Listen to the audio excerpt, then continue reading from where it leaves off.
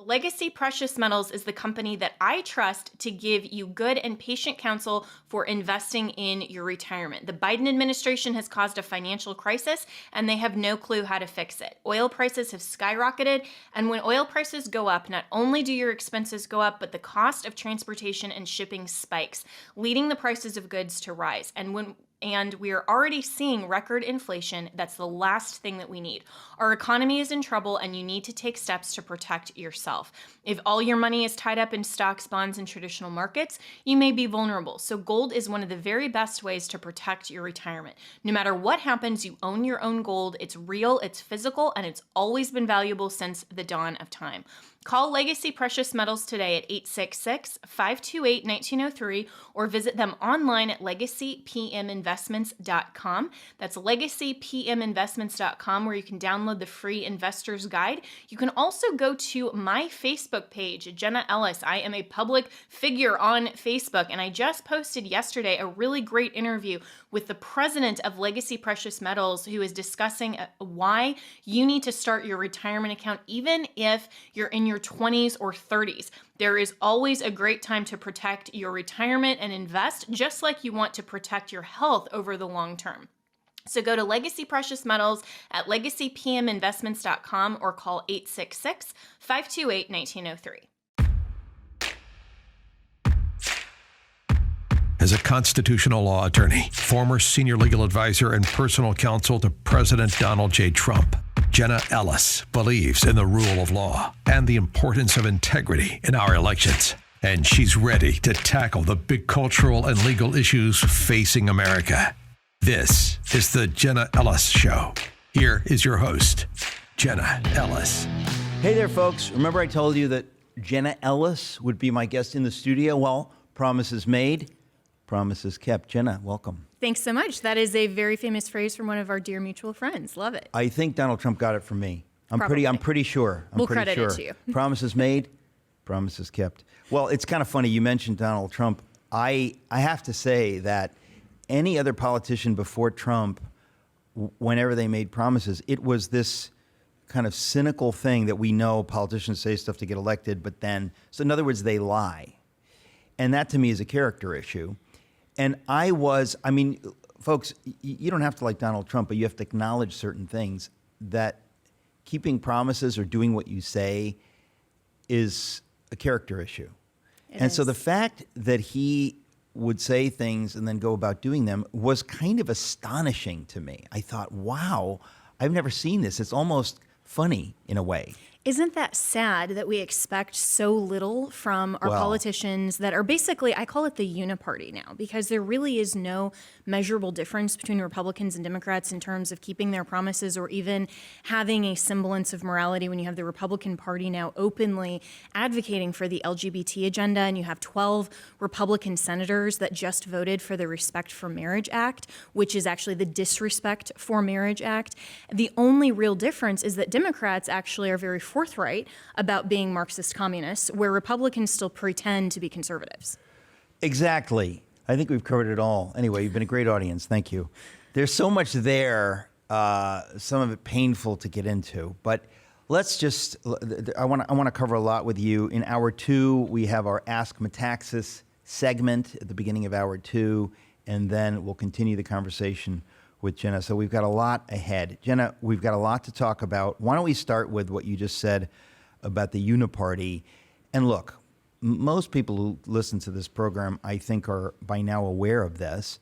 And I have confessed to my friend John Zmirak that I was guilty of this in the sense that before Trump, I had not been awakened to the horror of Republicans who pretend to be on the same team as we the people and as patriots and as people who think the unborn are actual people. But they don't, when push comes to shove, they will not go to bat. They will do anything they can to just avoid. So they in the same way that the Democratic Party has taken blacks totally for granted, not really helped them at all, but taken them for granted as voters, voting bloc. So the Republican Party has taken serious Christians for granted, and people who love America basically for granted. And so right now, we we've had these horrible midterms, and as we sit here now, the greater horror of Herschel Walker having lost in Georgia. And so here you have Ronna McDaniel. Is that how you pronounce her name? McMoran is actually how I pronounce it. Okay, now that's take it easy. But I mean, seriously, this is someone who typifies, she's been the head of the Republican National Committee, and she has typified these kinds of problems. She's the niece of Mitt Romney, who unfortunately is someone that, I once voted for him. And I am grieved, deeply grieved to see how folks like Mitt Romney and the late John McCain and so many others really, really, really were not on board with what I thought they were. Mm-hmm. And it's heartbreaking. And so now here we have Ronna McDaniel, who's been the head of the Republican National Committee.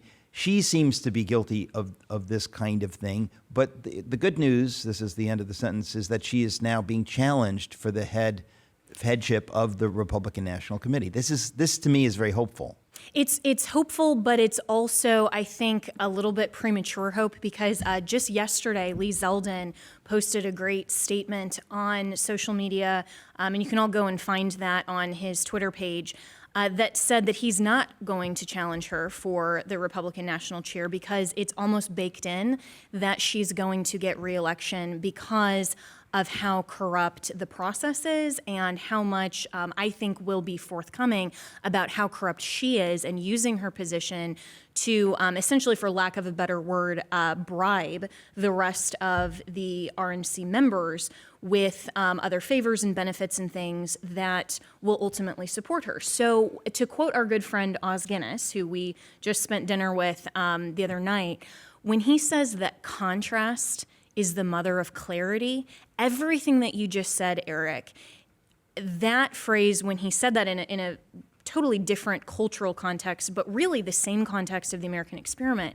I think that the Republican Party did not have as much contrast that's exactly right. to the Democrats until Donald Trump. That's why we have clarity now. That is exactly right. And that's why we see a number of good guys emerging, and you think, where do they come from? Kerry Lake and Governor Ron DeSantis, and so many others that have emerged, and you think, my goodness, what a breath of fresh air, what a wonderful thing. And then you look back at folks like Ronna McDaniel and you think, okay, they don't look so good. They look like they've been part of the problem, and we're where we are now because of them. I know that Harmeet Dillon is also putting her hat in the ring. And if I can say something about her, I think she is the absolute best candidate for RNC chair. I know her personally. I've known her for years. She's an excellent trial lawyer. She's a First Amendment advocate. She's represented people all the way from the RNC to our friends at Project Veritas, DC Drano, and others. But she also was the co-chair for Lawyers for Trump in 2020. She had a plan for fighting election integrity, which, of course, Ronna McDaniel and the RNC did not support. And there were other saboteurs within the campaign that you and I have talked about in terms of my representation of the campaign and the president at that time. And she also has been on the ground in Arizona since the election this time, fighting to make sure that legal challenges can persist. We don't have judicial courage, but because Harmeet has been within the system of the RNC, she understands the swamp nature. She's part of the system. She's not exactly an outsider, but she absolutely believes in election integrity. She understands the problems and the personnel that need to change. And so she is the right person for the job. And I think she is a person of integrity and ethics. And so I give her my recommendation and support 100%. Right, but it sounds like you're making it sound like it's a tougher battle because of, well, again, Oz Guinness was quoting Lord Acton, power corrupts. And that's the story of the Uniparty. That's the story of the Republican establishment, Republicans, that they seem more wedded to power than to truth and justice. And Ronna McDaniel, I'm afraid, is at the top of that list. So, well, listen. This is why we need to make sure to actively, if you're a member of the RNC, if you're a registered Republicans, reach out to in your state to your chairperson, your committee members. There are 3 in each state that actually get to vote, and their names are on the website for the RNC, for the GOP. You can go to your state, ask them who they're supporting, and recommend to them as a member of the Republican Party that you are asking for them to give their vote to Harmeet, because those are the people. It's almost like the Electoral College in a sense, that we don't vote by popular vote directly. We have someone in place that votes for us,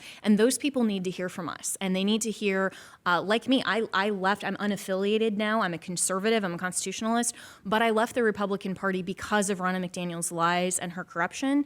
And if Harmeet gets back in and the Republican Party turns around and changes, I'd be more than happy to re-register.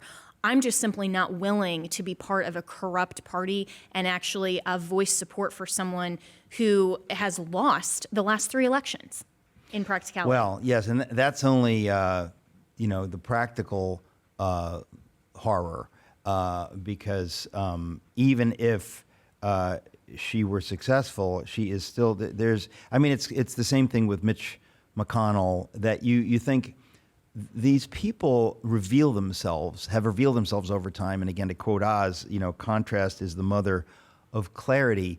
We didn't know until Donald Trump sort of clarified things, not really intentionally, but just by being who he was and speaking for we the people.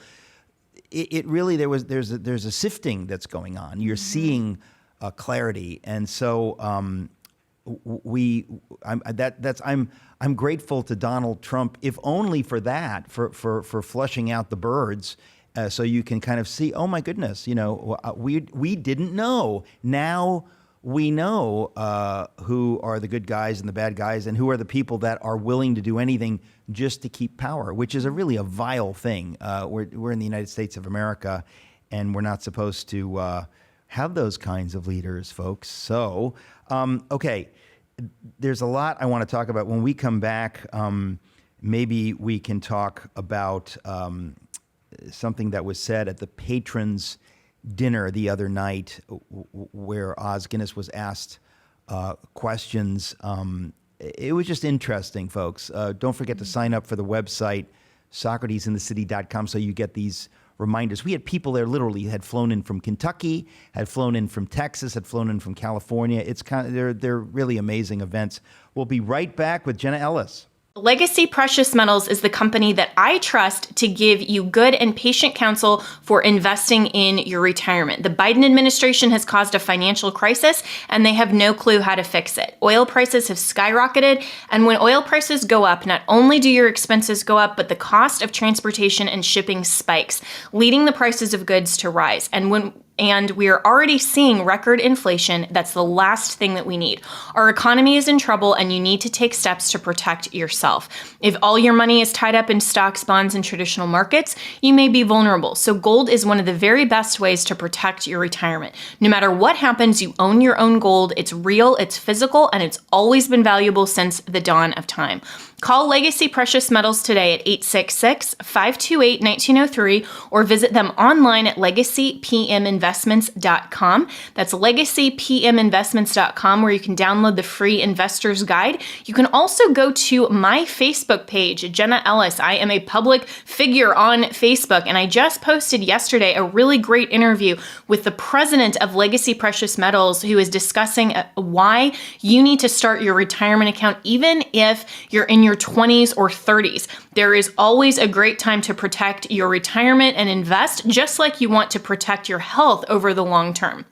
So go to Legacy Precious Metals at legacypminvestments.com or call 866-528-1903.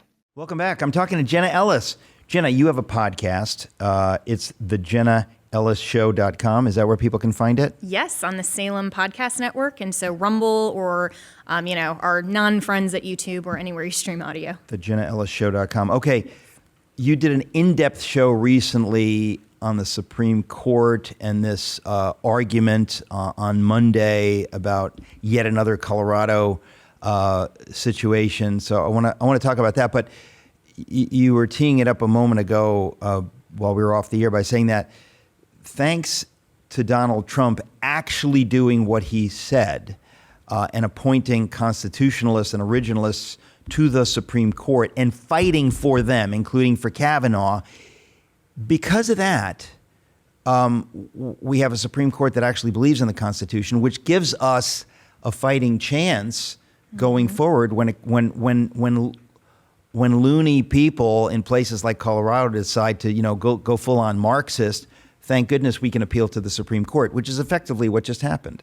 Absolutely. And the greatest generational win of my lifetime, and possibly even your lifetime, Eric, of course, was the overturn of Roe versus Wade, which would never have happened but for Donald Trump. And you talk about contrast and clarity. To have a Supreme Court that was willing to recognize state sovereignty and the limits of power on the federal level is truly remarkable. And so when we look at this case, it's 303 Creative versus Elenis. And the issue in that case, I'm from Colorado, so I am very familiar and actually was part of the team that sincerely advocated for the state legislature at that time, where we had just one seat majority in the Senate for Republicans, to have a sunset, meaning a total defunding of the Colorado Civil Rights Commission, which is basically a non-elected bureaucratic star chamber in Colorado that is designed specifically for the purpose of targeting Christians. And to say that somehow public accommodation means that Christians can no longer stand up and say, we believe in traditional marriage. We believe that there are only two genders. We believe in human sexuality from a biblical standpoint. We believe in science and reality. Yeah. And imagine saying that in the public square today. Well, it's not allowed in Colorado under their public accommodation law and under their star chamber. So this is the same exact Civil Rights Commission that persecuted Jack Phillips, the cake baker. So now they're persecuting a web designer. And the web designer, who is a Christian, said, I am not going to use my creative skills and talents and collaborate with a same-sex couple for purpose of telling their story and having a website that is for the purpose of inviting people to and celebrating a same-sex marriage, because I stand for the belief that traditional marriage is the biblical view. And so in the argument, of course, which I believe, given the composition of the Supreme Court, 303 Creative, this web designer, Lori Smith, will win. But what was so fascinating to me in the entire line of questioning was that Justice Kagan actually asked the advocate for this web designer why a photo of a same-sex couple and their engagement story was possibly offensive. And she made the proposition in the argument that a photo of a same-sex couple is not expressing ideology. It's not expressing a marriage that's objectionable. It's not expressing anything except the couple's own story. And this is exactly what the left is trying to do in terms of normalizing our social mores to be completely different than traditional values, because of course that's objectionable. And for us as Christians to stand up and say, hold on a second, you're saying that it's objectionable if I stand up and say that I believe in traditional marriage, yet you can't possibly fathom that a same-sex photo of a couple would be remotely objectionable and that's not ideologically driven. It was not only bizarre, but it was utterly wrong. And she was missing the whole point that the LGBT agenda is purely based in ideology. Well, even if you don't want to go there, right, I would simply say, isn't it true that if I'm running a business that, this is not about whether I will serve you a hamburger. This is, don't I get to choose who my clients are? What if somebody says, hey, I want you to support my marriage to my wife. It's a man and a woman. And I know that the guy is involved in the mafia.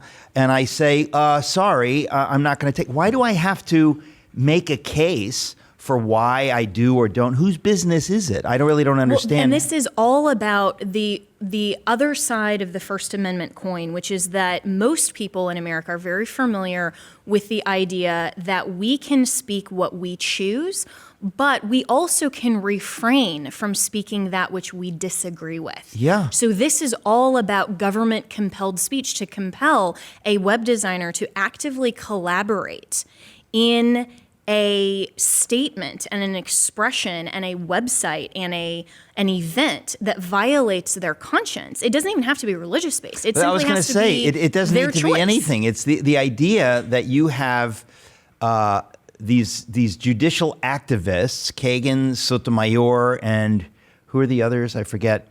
Che Guevara. I'm pretty sure that's right. But I mean, the idea that they are trying to impose their views, I think to myself, your job is to call balls and strikes. Is it constitutional or isn't it? And this kind of bullying and this kind of public shaming, like, what do you have a problem with a picture? That's not your job, Elaine Kagan. That is not your job. You can do that on your private time. But when you're hearing a case at the Supreme Court, it's just, I'm just fascinated that somebody like that could be so far off base. Jenna, the other day, I find this actually hilarious. This is so funny because I want to have time for my audience to kind of appreciate the whole thing here. But this is why I love conversations with you, by the way. Well, it's fun. It's fun. To me, it's all fun. Donald Trump made some statement like, forget the Constitution or whatever. And of course, people take him literally like, oh my God, what he's saying, what's he saying? But he was making a point, and in typical fashion, he made his point in a way that might bother some people because they don't know how to read him or something. But let's talk about what he was talking about and why we agree that he shouldn't have said it that way, but why we're not as troubled as some people who think that he thinks we should throw away the Constitution, because obviously he doesn't. But he was being a little hyperbolic. But let's talk about Donald Trump hyperbolic. Imagine what? That. Get right? out of here. So to set this up, though, I obviously know and respect Donald Trump personally. I've worked for him. Everyone knows that. And so I can say without a shadow of a doubt that Donald Trump loves and respects the Constitution more than almost anyone that I know. And so to say that he would be for ripping up the Constitution, he actively fought for and put his very life, his fortune, and his sacred honor, to put it in a framer's context, to run for president and to be an advocate for this great country. And so his statement, I think, was inarticulate in a way that I think people could easily exploit, right? So that was, in a sense, problematic, but at the same time, it's very typical of Trump because, why? We're sitting here talking about it now. That's what he likes, right? He Son of a gun, he's playing 5D chess even with us. Talking about it. But wait a second, but refer to why it was that he brought it up. Right. So in the context of the Twitter files and seeing the massive collaboration from government, the Biden campaign, and all of these different operatives that intentionally suppressed a story that likely had an impact on the election and everything else that we've learned since 2020. You're being too nice. It was the story, folks, in my lifetime. In October of 2020, when the Hunter Biden laptop thing came out, I thought to myself, there is nothing bigger than this. I don't care where you are ideologically, politically. When you have the adult, very adult son of the president or the guy who wants to be president, being exposed as involved in the most corrupt ways, at least potentially, with all of our enemies, with other countries. But it is such an astonishing level of corruption that if you don't investigate this, if you don't get into this, you are no longer a journalist. You don't care about truth. And what we saw was that extremely important story was crushed.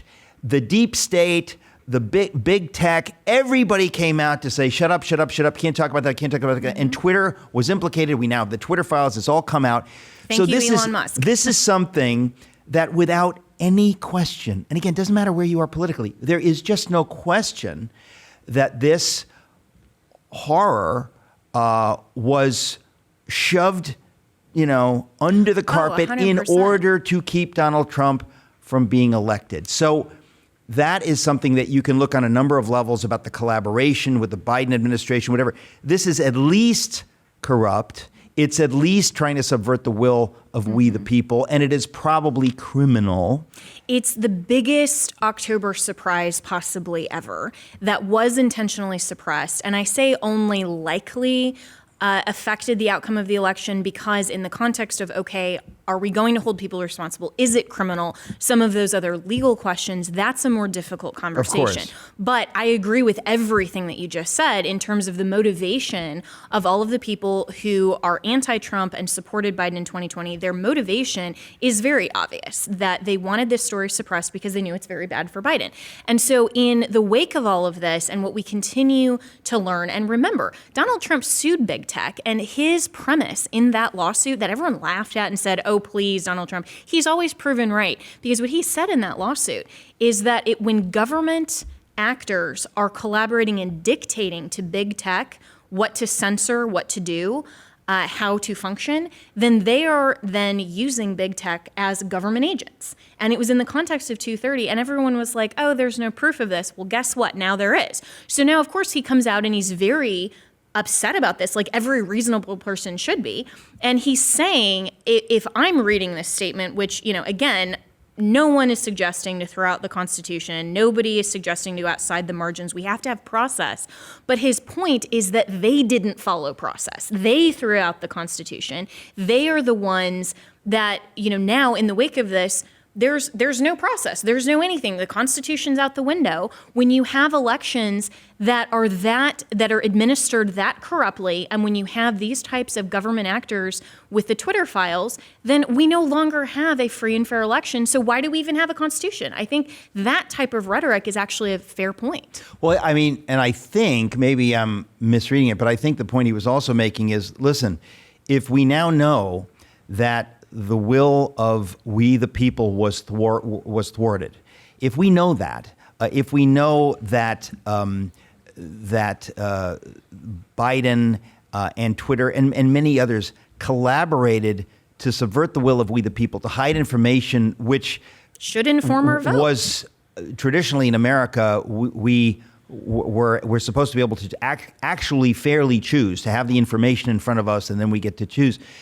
That he says, so we know that the game was rigged and we need to do something about it. And I guess somebody like you or whatever would say, well, constitutionally, there's no path forward. And he's kind of just acting emotionally and he's reacting emotionally and saying, listen, it's kind of like I know, somebody stole my car. I can't get to work. Now we found out who it was. And you're telling me, oh, there's no legal way for me to get my car back? Like, come on. We've got to be able to. You would have righteous indignation over that. And you would have anger that there isn't a remedy. But this is exactly why Congress and the state legislatures need to provide remedies for election-related challenges. And they are refusing to do that, even the Republicans. So this goes right back to what we said about the Uniparty. For the last 2 years, I and others in Washington who care about this issue have been fighting for election integrity. And we have had very, very few successes because of Republican legislatures, other than our good friend Ron DeSantis in Florida, who, by the way, the Florida election, that is the process we need to follow. Okay. Why was Ron DeSantis successful in Florida to get them to care about election integrity? What is going on in Florida that's not going on in some of these other state legislatures? He's not listening to Ronna McDaniel. He's not listening to the national RNC. He is looking at what he can do on a state level, and he's actually being a leader. And he is the Donald Trump of Florida in a great sense, where he is looking at his own state. He's being the governor of his own state, and he's not relying on Congress to give him money and to tell him what to do. He's telling a Republican-led legislature in Florida, this is what we can do, this is what we should do. And Florida is now the freest state in the nation. And it is where everybody, even people from Texas are moving to Florida. That should tell you something, right? So he has been a model, I think, of what a governor should be that is rejecting anything out of Washington. If you've noticed, he hasn't said anything about anybody in Washington. He doesn't care. He's focused on his job, and I love that. Yeah, it's kind of amazing, actually. And I mean, the problem is we don't have a lot of Republican, we don't have any Republican governors that are really anything like Ron DeSantis. We were hoping for Kari Lake, but the point is that you need that kind of leadership, because it seems like the state legislators, the Republicans many of them are corrupt squishes, and that unless you have a strong leader helping them to see the light, so And to speak. interestingly, Ron DeSantis was pushed over the line and helped by a very slim margin in 2018. If you remember that election with Andrew McCollum, I think was his name. Yeah. Or McGillum. And Ron DeSantis was made by Trump, and so in so many ways doesn't have the same types of allegiances, I believe, and from people that I know on his team, that the other Republicans who want to work their way up the ranks and they want to trade favors and they want to say, I want to be in office because I want to eventually, I see myself as a Congress member, right? And they're on the state level where Ron DeSantis ran. He was a former Congress member. And so he already understood how the game worked. But really, it was Donald Trump that pushed him over the edge. And that's a very good thing. And I think, from my perspective, is possibly the only reason that he is feeling so free to do what he's Right. done. And this is, again, why the America First candidates were so intentionally rejected in the 2022 election by Mitch McConnell, by Kevin McCarthy, and by the establishment Republicans that wanted on purpose to make Trump look bad. And he even had a stronger endorsement record than Obama did while he was in office. Right. And nobody's willing to talk about that. They're just saying, oh, Trump lost. No, it's Ronna McDaniel and the RNC that lost. It's unbelievable, folks. The corruption. It just makes me so sick because in many ways I'm an innocent. I'm naive. I believe in democracy, and my mother and father raised me. Just to we pay our bills. We don't lie. So when I'm confronted with this kind of power playing and the filth and the corruption and the willing to go along to get along, it's so ugly to me. And I think most Americans are not yet cynical enough to think that this is okay. And if I event. can say one thing about that too, going back to our conversation, your conversation with Oz Guinness, you were talking about the Golden Triangle. Oh, we're not going to which, get okay. Folks, freedom. you have to hang on because this is very important. Legacy Precious Metals is the company that I trust to give you good and patient counsel for investing in your retirement. The Biden administration has caused a financial crisis, and they have no clue how to fix it. Oil prices have skyrocketed, and when oil prices go up, not only do your expenses go up, but the cost of transportation and shipping spikes, leading the prices of goods to rise. And we are already seeing record inflation. That's the last thing that we need. Our economy is in trouble, and you need to take steps to protect yourself. If all your money is tied up in stocks, bonds, and traditional markets, you may be vulnerable. So gold is one of the very best ways to protect your retirement. No matter what happens, you own your own gold. It's real, it's physical, and it's always been valuable since the dawn of time. Call Legacy Precious Metals today at 866-528-1903 or visit them online at legacypminvestments.com. That's legacypminvestments.com, where you can download the free investor's guide. You can also go to my Facebook page, Jenna Ellis. I am a public figure on Facebook, and I just posted yesterday a really great interview with the president of Legacy Precious Metals, who is discussing why you need to start your retirement account even if you're in your 20s or 30s. There is always a great time to protect your retirement and invest, just like you want to protect your health over the long term. So go to Legacy Precious Metals at legacypminvestments.com or call 866-528-1903. Welcome back. I continue my conversation now with Jenna Ellis. Jenna, at the end of hour one today, you brought up the Golden Triangle of Freedom, which I have written about and spoken about everywhere I go. Oz Guinness is the one who came up with the term, but you were going to talk about that. Yeah, and your book, If We Can Keep It, has had a profound impact on my life, and I love that book. Thank you, honestly, because coming from you, that absolutely thrills me. I love that book, and I've read it probably a dozen times. I mean, it's amazing. And in that book, you articulate this principle that you and Oz Guinness also talked about, where the Golden Triangle of freedom requires virtue, which requires faith, which requires freedom, and you keep going around. And as you were talking in the last hour about how you are hopeful, you believe in our republic, you believe in principles of liberty and of being a good person in the sense of having honesty, integrity, all of those things. One of those things that Oz mentioned at the Socrates in the City, and I hope everyone goes back and listens to that conversation, it was amazing, was that he said virtue has to be taught. And this is where the Republican Party, like the Democrats, and why I call it a uniparty, they are no longer standing for or teaching or modeling virtue. They are modeling political partisanship and corruption.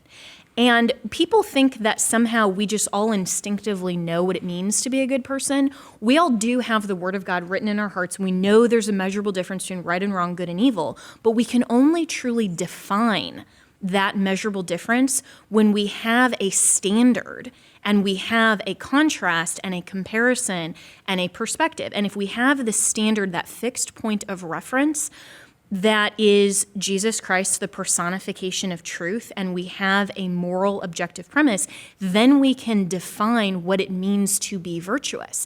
And our Republican Party, our political system, and then our culture as well, has intentionally and purposefully not just forgotten that, but they've intentionally and purposefully corrupted that. We no longer teach virtue, and we need to. Well, and it's interesting. You don't need to be a Christian to get virtue. This is the funny thing. I mean, when you're talking about the classical Greeks understanding virtue and saying that virtue has to be taught, of course, that is a biblical worldview. They didn't know it was a biblical worldview because the ancient, the Greeks, the classical era in Greece, they were not familiar with the Bible. But truth is truth, reality is reality, it's inescapable. So they were on to a number of big things, simply not knowing where it came from. Until Paul came on Mars Hill and said, let me tell you. And by then it was too late. Aristotle was dead, I tell you, for 300 years.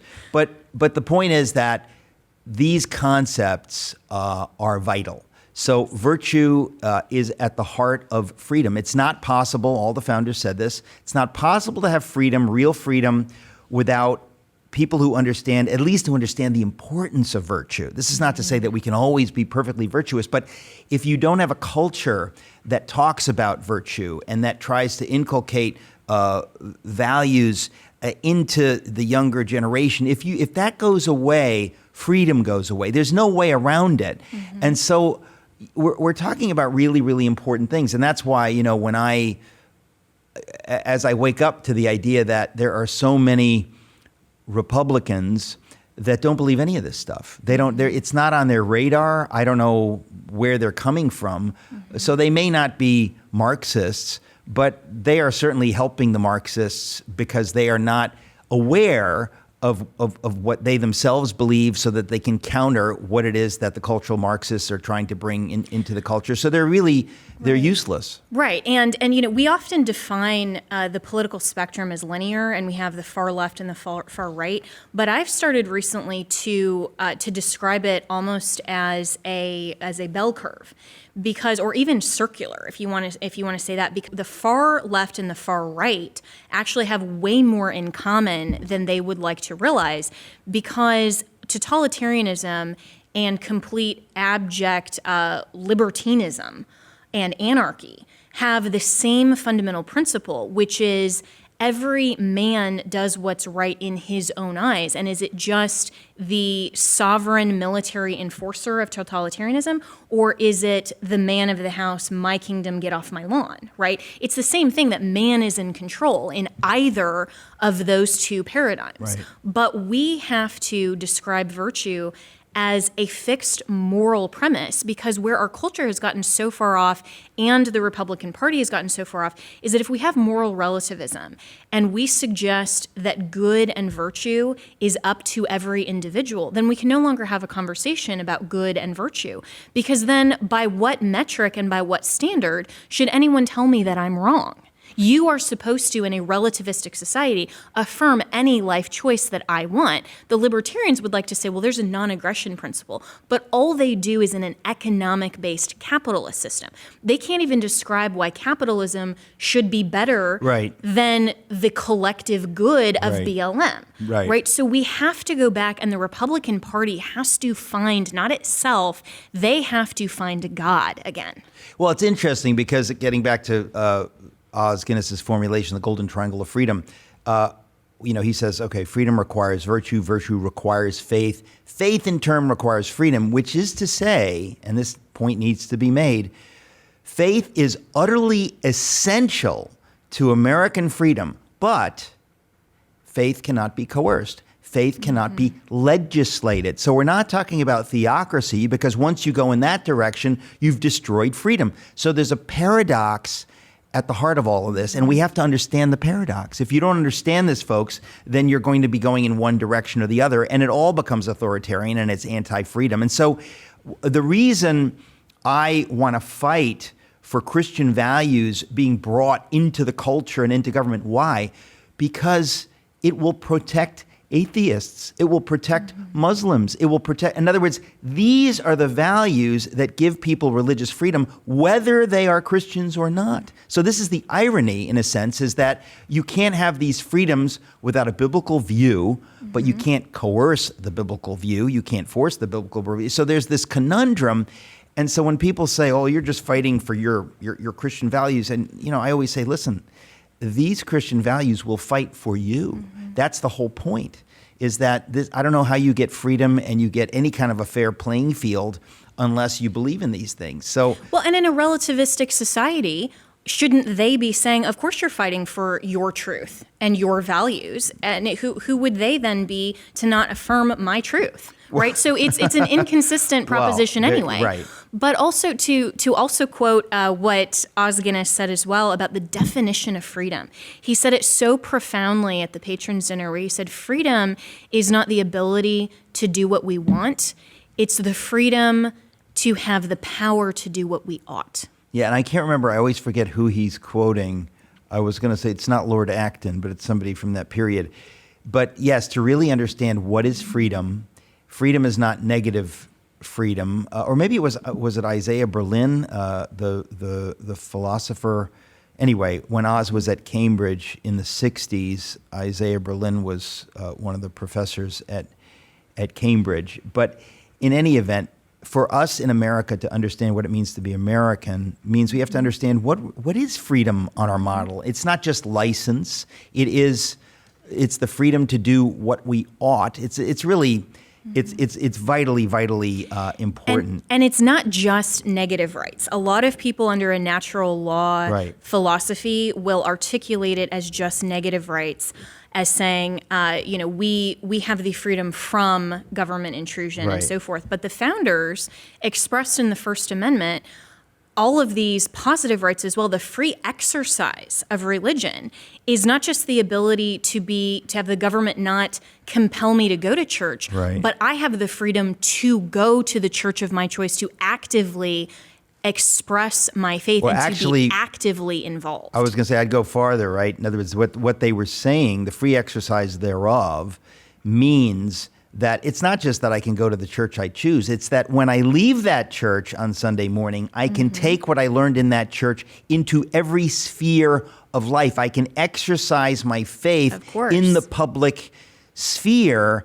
And the founders, part of the problem is that the founders all understood this, and it was so, in some ways, obvious and accepted that they couldn't really foresee a future in which you'd have to make the case for this. They kind of assumed that, when we're talking about religion, we're not talking about Zoroastrianism. We're not talking about, it was kind of an accepted Protestant Christian world, and they knew that this was something that was central to the freedom that they were fighting to win and to keep. Jenna, you were just about to make a point. Yeah, and that is exactly what exercising means. And if we go back to Hebrews 11 and the Hall of Faith, what is faith in biblical terms? It's believing in the promises of God and acting on those promises, living your life in light of the promises and the new covenant in Jesus' blood and the word of truth. It is acting on faith, and the founders did not expect us to only be Christians inside the four walls of the church. They expected that people of faith would be Christians 100% of the time. And so free exercise is exactly what you said, which is the ability to act and to positively act. Even all of these expressions within the First Amendment is not just government restraint, but is also recognizing, not giving license to, but recognizing the inalienable right that our founders put in the Declaration that comes from God himself, that we can speak, we can associate, we can act, we can publish in any forum everything about our faith. And so this also leads into what we teased in the first hour, which is this whole idea of faithful presence that Os Guinness also talked about. And I thought he articulated it so beautifully, that Christians can't just say, what it means to love our neighbor and love each other is to just sit back and say, I'm not going to offend you. I'm just going to sit back and be a good Christian. No, faith in the context of Hebrews 11, if you look at the history of who God showed us and said are faithful people, they acted on the promises of God and received a blessing for it. We have to be active Christians in our culture, in our families, in our churches, in every sphere. And by the way, when people say, just loving my neighbor, it's just kind of like evangelical cliche. I want to spit. What does that mean? If I fight against the slave trade, if I fight against corruption in government, if I fight in these political spheres and in the culture, I'm loving my neighbor because my neighbor is going to live in a world that is dominated either by corrupt people or that is going to be economically crushed because of socialist or communist policies. So the idea that loving my neighbor is only this little private thing, I think to myself, that's historically completely inaccurate. When William Wilberforce said, I am going to lead the battle in Parliament to abolish the slave trade, there were people who said to him, no, don't mix faith and politics. And he's thinking, what are you talking about? The Bible and my faith lead me to believe that it is my duty to use my political power, my influence, my voice to help people that I will never meet. And they are my neighbor. And I'm going to fight for that. I'm going to fight for justice. I'm going to fight, by the way, for everybody in England at the time was participating in this wicked thing called the slave trade. Their economy was bolstered by it. And he loved his neighbor by being politically active. And so when somebody, it's James Hunter at UVA wrote this book where he popularizes this idea of faithful presence. And, there's something to it, and it's not completely wrong-headed, but it seems to me that it's an excuse for many people to say, well, I don't want to win back the media or win back government. I'm thinking, folks, of course you want to be involved in those things because it will bless people. If you have a free and a fair media, and if the truth of God is getting out, you're going to bless people. That's how you love your neighbor. So the idea that, no, I'm just fighting for my thing and no, this is not culture warring. This is called loving your neighbor writ large, and so and it's not my thing, it's God's thing. And we can't even define love without first defining truth and who the person of truth is. And so for all these people who are saying, oh, love your neighbor, and it's kind of this vague, nebulous term, well, Gavin Newsom defined love your neighbor as pro-choice and killing babies and pro-abortion in the state of California. And so if you leave this open to subjective definitions, then love no longer has any meaning whatsoever. And so for all these people who would love to take these verses out of context, like my favorite in the sense of politics is when people say, well, the Bible says don't judge, and you're judging Jen. I'm like, yeah, but what does the rest of Matthew 18 talk about? That's the entire process of how God arbitrates disputes among Christians and people who claim to be Christians. And of course we can look at fruits, and we have to take the entire context of God. And what people are missing is that politics cannot be cabined and isolated by itself. If we are truly Christians in the world and not of the world, as the Apostle Paul articulated it, we start with the biblical worldview as the total truth, as my good friend Nancy Piercy said in her book. And then from there, every single aspect of everything we do in life, culture, vocation, politics included, has to be started from a Christian worldview, and there is a Christian way to be engaged in all of those subject matters. And it's not an option. It's not just an opportunity. It is a command and it's a duty.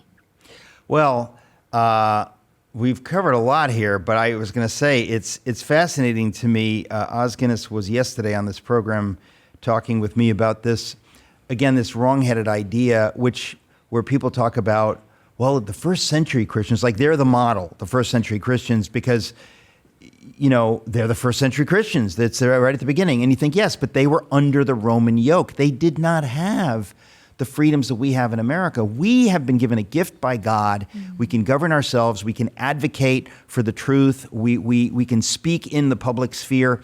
We have a duty to do that. And so when people say, yes, but the early Christians, they didn't do that. And you think, yes, they didn't do it because they were living under Caesar. We have this tremendous gift, which I say is a duty to advocate. So Jenna, where does this leave us? Where are we?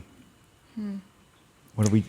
We are here, Eric, in this moment that for everyone who believes in the truth of the Word of God and His ultimate sovereignty, it is no accident or mistake that you and I and everyone listening are born at the time we were, in the place that we are, and with the inheritance of liberty and the current government system that we are combating. This is not the first time in world history that Christians have had to stand up with courage. And listening to Oz Guinness and his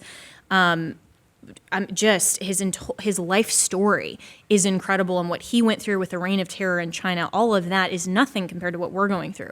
But at the same time, we've had it so easy in this country that what happens when people like Justice Elena Kagan say, sorry, you can't stand up for traditional marriage, otherwise your business is going to go under. Sorry, you can't even stand up for traditional marriage, like Candace Cameron Bure, who is, there was just somebody who left the set of Full House because she absolutely had to talk about traditional marriage. And I thought, good for her. Because at what point did we ever decide that being Christians in our moment that God has given us to continue to put forward His truth and ultimately change hearts and minds and win souls for Christ? That's the purpose of man, is to love and worship God continually forever and to bring everyone that we can to heaven. When did we decide as Americans that may not cost us something?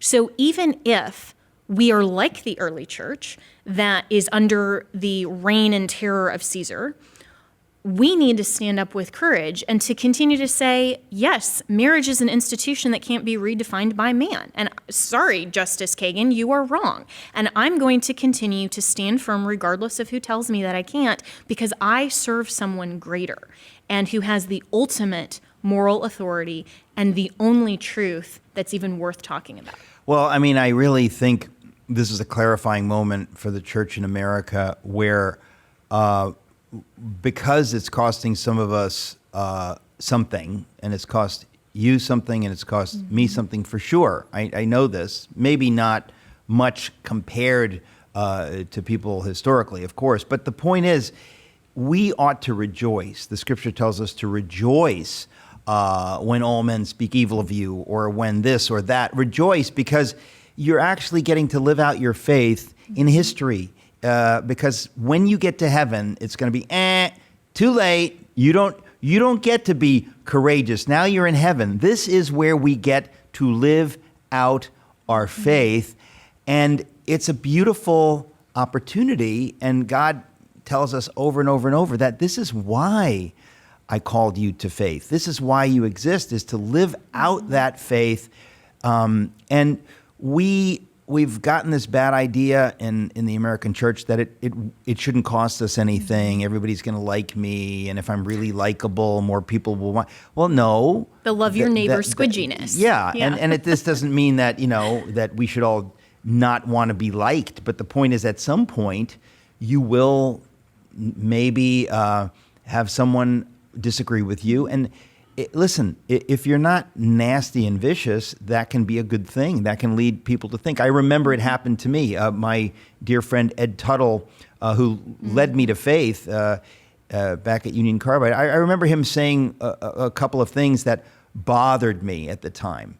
But here I am, in other words, that he was not vicious or whatever, but he shared some things that I disagreed with. And I think that's going to happen, folks. If you love somebody, sometimes you're going to say something that's true, and they may have to go away and think about it for 5 minutes or 10 minutes or a year or 10 years. But, it's in God's hands. Jesus said, don't be surprised when the world hates you, because they hated me first. And so when we're talking with Christians, with other Christians, we can hope that they will be exhorted and take that exhortation, and we've won our brother. But when we're talking to people who don't have Christ, we shouldn't be surprised when they hate us. I mean, Winston Churchill said, if you don't have any enemies, you never stood for anything in your life. And so this is our moment. And, as you were speaking, Eric, I was reminded in college, I listened to, probably for the first time, I guess, and I don't know if it was a recent song or not at the time, but the song by Switchfoot that says, "This is your life. Are you who you want to be?" And that changed my perspective on my life at the time, because I thought, what a profound question. And if this is our moment for the Lord, am I who I want to be for Him? Do I have my soul identity in Christ? Do I know where I'm spending eternity? Have I done everything today for the Lord that I possibly can? Those are the only questions ultimately that matter. Who do I and who do you say that Jesus is? That's all that matters. And the truth will come out. I mean, this is the thing, people. We have to remember, God decides what's right and wrong. And if you stand for the truth, you will eventually be exonerated. It might not be till you get to see Him face to face. But the point is, you know that God wins, that truth wins. And you need to worry about what He thinks and about what He says, because that's the ultimate reality. It's kind of like, who holds the ultimate purse strings? You're going to be with Him for eternity. You need to worry about what He thinks about what you're saying or doing or not saying or doing. But that's called reality. That's the reality in which we live. And I think that there's some people that think, well, I don't know. I don't want to. I'm thinking we get to live out our faith. And there's something beautiful. So I say it because I think people are missing this beautiful opportunity by living in these half measures and being afraid. And I think, you were talking earlier about Ron DeSantis. I mean, people are looking for leadership. And I think that there are a lot of people that don't believe in the God that we believe in. But when they see us living out our faith and talking about truth, there are many people that are attracted to that and going, I didn't know Christians could ever be brave. I've only met mealy-mouthed Christians that were so nice that I had no use for them. And I think there's something beautiful about it. 100%. Look at our founders who said, with firm reliance on the supreme judge of the universe for the rectitude of our intentions, we mutually pledge our very lives, our fortunes, and our sacred honor. How can we do any less in advocating for truth in this great nation? What a place to end. Jenna Ellis, my friend, thank you. I hope people will go to the JennaEllisShow.com. And, just thrilled to have you in the studio. Thank you. Always love it, Eric. Thank you.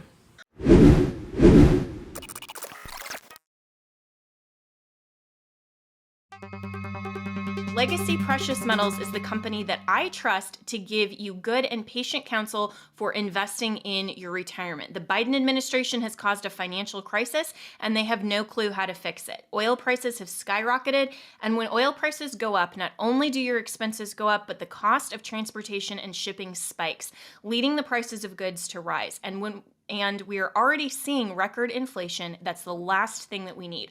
Our economy is in trouble, and you need to take steps to protect yourself.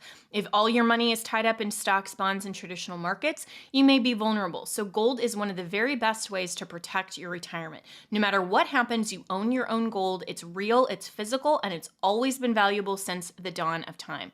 Call Legacy Precious Metals today at 866-528-1903 or visit them online at legacypminvestments.com. That's legacypminvestments.com, where you can download the free investor's guide. You can also go to my Facebook page, Jenna Ellis. I am a public figure on Facebook, and I just posted yesterday a really great interview with the president of Legacy Precious Metals, who is discussing why you need to start your retirement account even if you're in your 20s or 30s. There is always a great time to protect your retirement and invest, just like you want to protect your health over the long term.